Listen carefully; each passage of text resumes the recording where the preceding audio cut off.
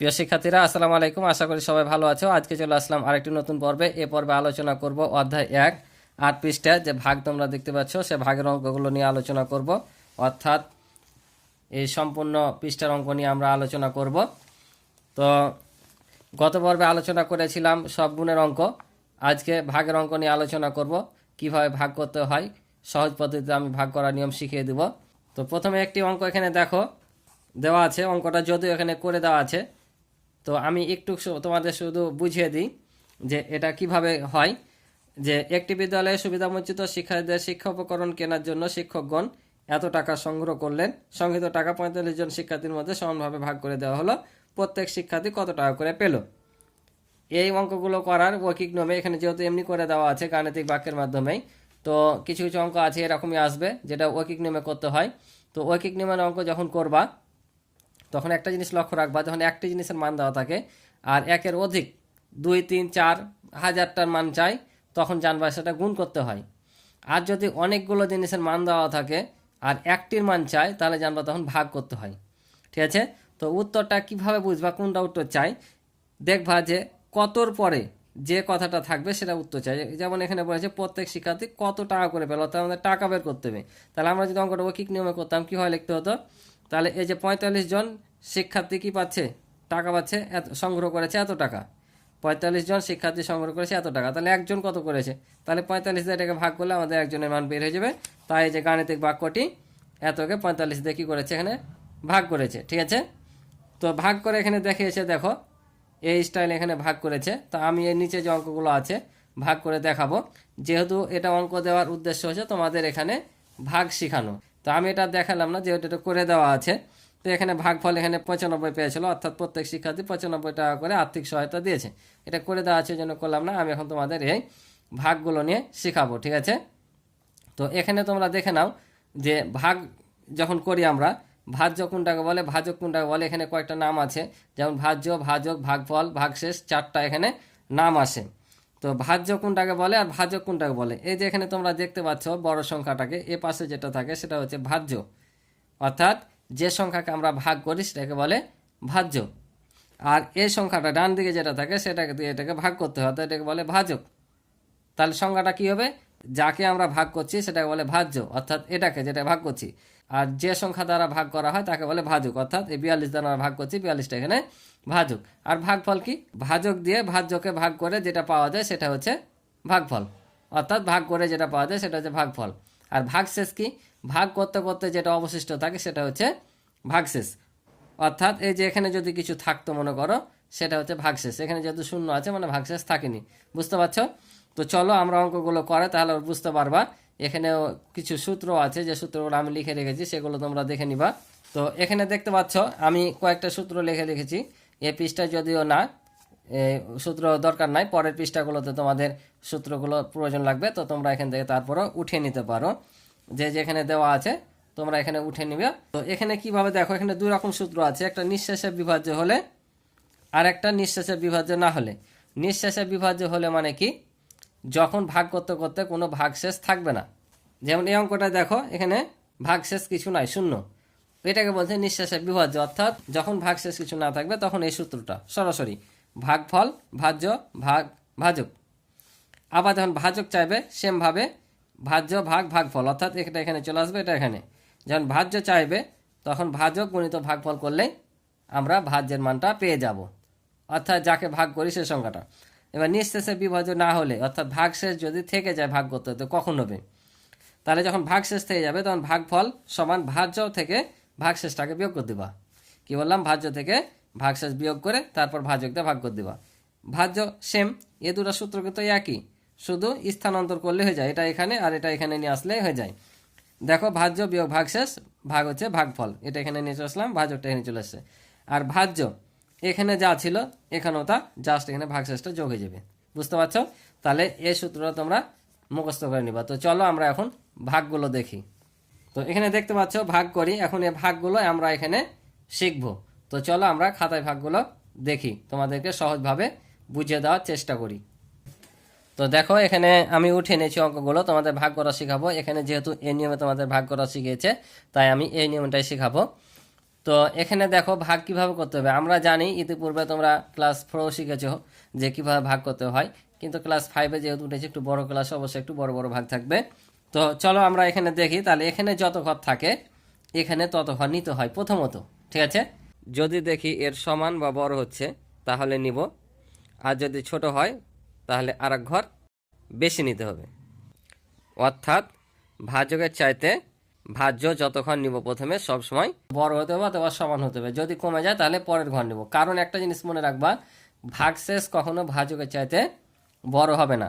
ভাগশেষ যেটা আমরা ভাগশেষ থাকবে সবসময় ভাজকের চাইতে ছোট হবে। যদি বড় হয়ে যায় তাহলে জানবো এখানে ভুল হয়েছে, ঠিক আছে। তাহলে আমরা দেখতে পাচ্ছি এখানে ভাজক 2 ঘর নিয়ে যদি এখানেও 2 ঘর নিই তাহলে কমে যাচ্ছে। এখানে হচ্ছে 42, এখানে হচ্ছে 38, তার মানে আমাদের হবে না। তাহলে কি করতে হবে, আমাদের 3টা ঘর নিতে হবে। এই 3 ঘর পর্যন্ত আমাদের নিতে হবে, ঠিক আছে। তাহলে 3 ঘর পর্যন্ত নিলে এখন 42কে এমন একটা সংখ্যা দিয়ে গুণ করতে হবে যেন আমাদের কি হয়, এখানে 382 হয়, ঠিক আছে। তাহলে কি দিয়ে গুণ করলে 382 হবে, তো এটা হচ্ছে তোমরা মুখে মুখে প্রথমে বুঝতে পারবা। সবসময় এই শেষের দুটা সংখ্যাকে ধরবা আর একে গুণ করে দেখবা এর সাথে মিলিয়ে। কিভাবে, যে 4কে মনে করো 9 দিয়ে যদি গুণ করি, 4 নাম 36, এখানে আছে 38, তাহলে আমরা দেখতে পাচ্ছি যে 38-এর কাছাকাছি 36 আসছে 4কে 9 দ্বারা গুণ করে। তার মানে আমরা এই সংখ্যাটাকে এখন 9 দিয়ে গুণ করে দেখব তাহলে হচ্ছে কিনা। এভাবে করলে তোমরা একটা মুখে মুখে আইডিয়া পেয়ে যাবা যে কত দিয়ে গুণ করতে হবে। 2 দিয়ে 3 দিয়ে 4 দিয়ে বারে ট্রাই করার দরকার নেই। তার 9 দিয়ে যদি গুণ করি, 9 2 মানে 18, 8 বসবে, হাত থাকবে 1, 4 নাম 36 আর হাতে রাখি হবে 37, তার মানে এটা 9 দিয়ে নেওয়া যাবে। তাহলে 9 দিয়ে গুণ করলে কত পেলাম, 9 2 মানে 18, 8 হাতে থাকে 1, 4 নাম 36 আর হাতে রেখে 37। দেখো এটা চাইতে ছোট হচ্ছে। সব সময় মনে রাখবা এটা সমান নিবা অথবা কম নিবা, কিন্তু বেশি নেওয়া যাবে না। আর কম বলতে কত কম, এমন কম নিবা না যে বিয়োগ করার পর এটার চাইতে বড় হয়ে যায়, ঠিক আছে, বুঝলা। বিয়োগ করে যেন এটার চাইতে সবসময় ছোট হয়, অর্থাৎ ভাগশেষ সবসময় ভাজকের চাইতে ছোট থাকবে। আর আমরা যেটাকে 9 দিয়ে গুণ করলাম, 9টা কোথায় বসবে, এখানে তো অনেকগুলো সংখ্যা আছে, কোথায় বসাবো, এখানে এখানে এখানে না কোথায়। সবসময় মনে রাখবা প্রথমে যত ঘর নিবা, এখন পর্যন্ত নিয়েছ না, সে ঘরটার উপরে বসাবা, ঠিক আছে।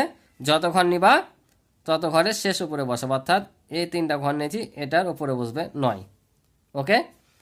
তাহলে এখন বিয়োগ করি, কারণ ভাগের নিয়ম হচ্ছে গুণ করার পর বিয়োগ করা। তাহলে 1 10 ধার নিলাম, 12 থেকে যদি 8 বাদ দিই তাহলে কত হয় 4, এখানে 1 দিয়ে দিলাম, তাহলে 18, 8 থেকে 8 বাদ দিলে 0, 0 বসার দরকার নাই। আবার 3 থেকে 3 বাদ দিলে 0, 0 বসার দরকার নাই। তাহলে আমাদের ভাগ্যের নিয়ম অনুযায়ী কি, যতবার আমরা আসবো ততবার একটা করে ঘর নামবে। তো 2 ছিল হাতে, 2 নামাইলাম, তাহলে 42 হলো। এখন আমরা দেখতে পাচ্ছি এখনও 42, এখনও 42, মানে 42কে 1 দিয়ে গুণ করলে আমরা 42 পেয়ে যাচ্ছি।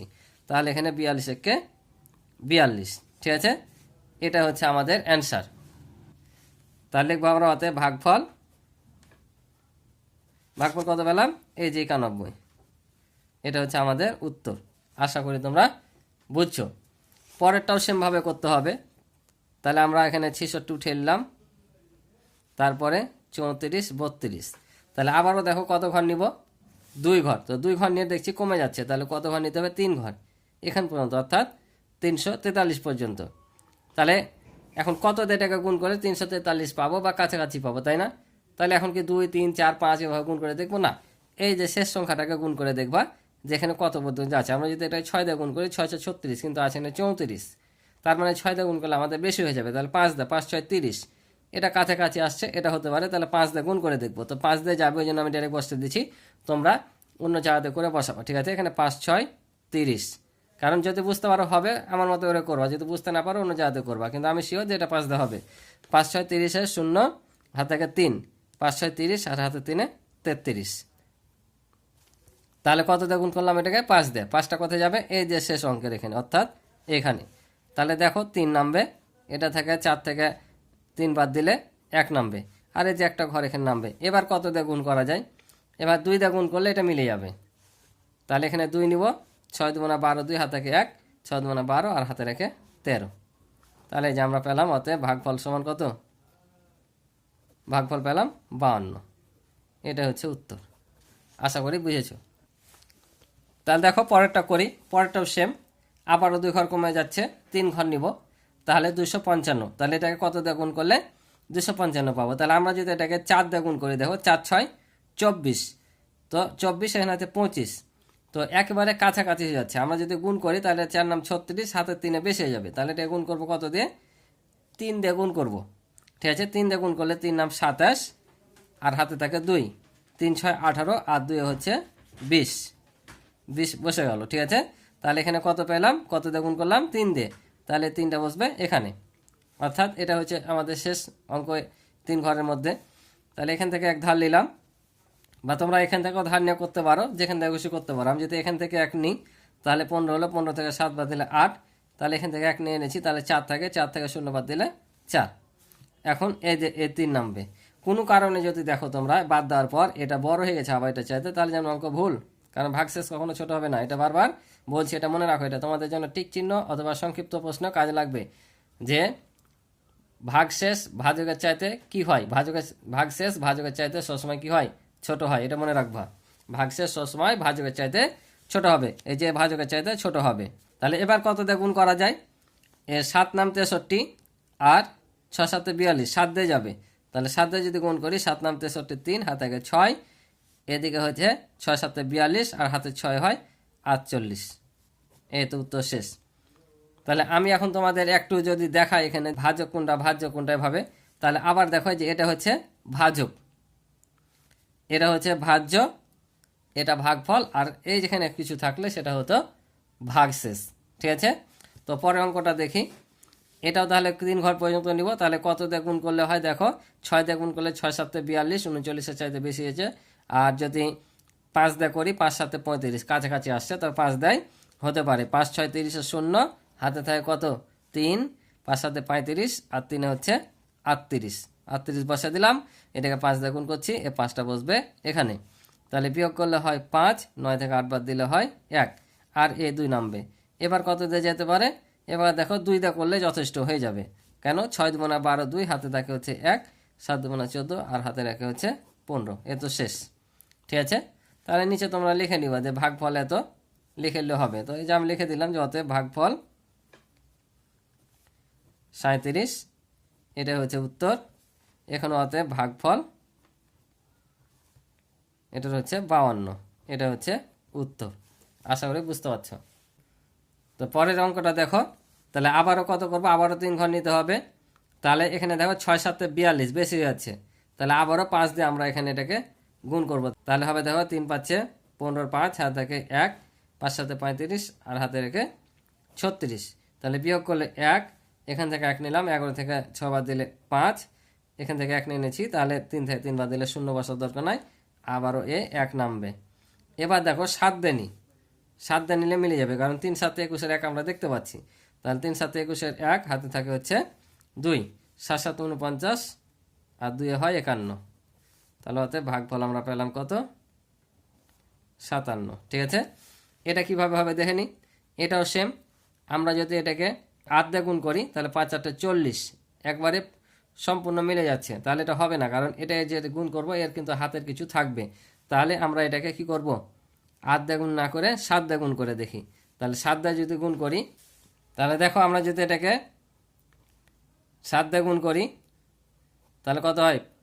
7 নাম 63, 3 হাত থাকে 6, 5 7 35 আর 6 হচ্ছে 41।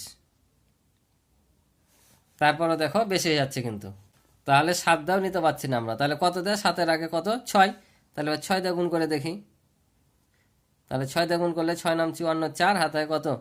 5, 5 6 30 আর 5 হয় 35, তাহলে 354 পাচ্ছি, অর্থাৎ এটা নিয়ে যাবে 354। কত দিয়ে গুণ করে পেলাম? 6 দিয়ে। তাহলে 6 বসবে এখানে। এখন বিয়োগ করি, এখান থেকে 1 নিলে 11, 11 থেকে 4 বাদ দিলে হয় 7। তাহলে এখান থেকে 1 10 নিয়ে নিয়েছিলাম, 10 হয়েছিল, তাহলে এখানে 4 থাকে। আর এখানে 10, 10 থেকে আবার 1 নিয়েছি, তাহলে এখন 9 আছে, তাহলে 9 থেকে 5 বাদ দিলে 4। আর এখান থেকে 1 নিয়ে নিয়েছিলাম, তাহলে 3 ছিল, 3 থেকে 3 বাদ দিলে 0। এখন এই 2 নামবে। তোমরা এখান থেকেও বিয়োগ করতে পারো ধার নিয়ে। ঠিক আছে, তাহলে নিলাম। এবার কত দিয়ে যাবে? এবার আমরা 8 দিয়ে করি, হয়তো যেতে পারে, কারণ 8 নাম 72-এ 2 পাচ্ছি। তাহলে 8 যদি নিই, তাহলে 8 নাম 72-এ 2 হাত থেকে 7 আর 5 8 40 আর 7 হয় 47। এই তো পেয়ে গেছি আমরা। তাহলে অতএব ভাগফল তাহলে কত? 68। এটা হচ্ছে উত্তর। আশা করে বুঝেছো। তো আজকে এ পর্যন্ত ছিল অঙ্ক। যদি ক্লাসটি ভালো লেগে থাকে তবে চ্যানেলটিকে সাবস্ক্রাইব করে আমার পাশে রইবে এবং ভিডিও ভালো লাগলে ভিডিওতে লাইক কমেন্ট করে দিবে। এবং তোমরা যদি সম্পূর্ণ অধ্যায় ভিডিও দেখতে চাও তাহলে এই ভিডিও ডিসক্রিপশনে লিঙ্ক দেওয়া থাকবে, তোমরা দেখে নিতে পারো, অথবা আমার চ্যানেলের প্লে লিস্টের মাধ্যমেও তোমরা সম্পূর্ণ অধ্যায় ভিডিও দেখতে পারো। তো আজকে এই পর্যন্ত, ভালো থাকো, সুস্থ থাকো, আল্লাহ হাফিজ।